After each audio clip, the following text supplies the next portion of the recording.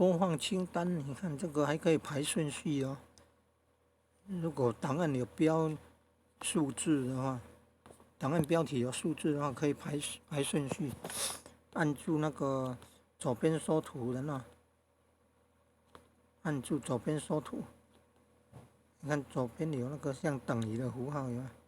尽量靠左边，按住等于的哦，按住等于那个符号更快，可以上下移动。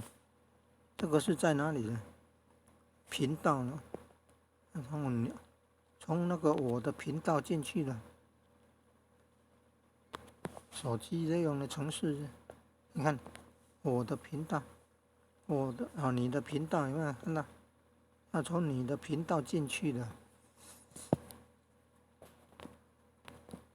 从你的频道进去啊，有没有？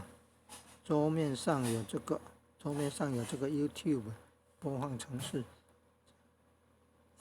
从这边进去，然后来右上方那个自己频道那边，然后来按那个小图进去，有没有看到你的频道？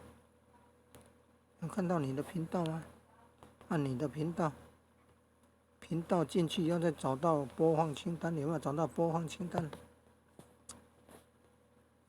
播放清单已经700多项了，700多项了，不是只有这3项了，还要把这个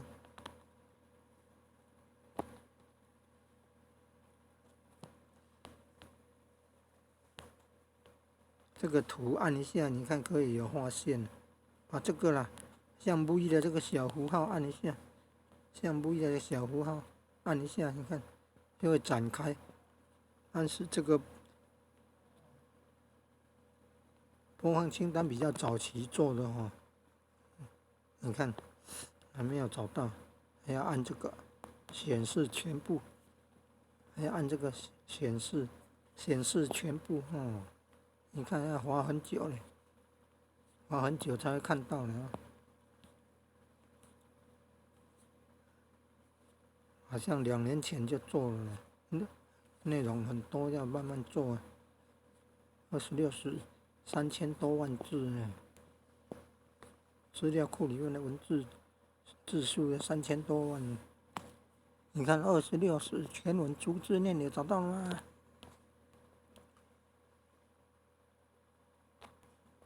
就在这里啦，26时全文逐字念，历史有声书，版权开放就在这边啦，是这样找到的嘞。有没有看到？是这样找到的哦。原则上先进去的会放在上面，上传然后加入播放清单的，先做的会排在上面。它这个最下面这个已删除不是那个，还没有上传完毕啊，还没有上传完毕。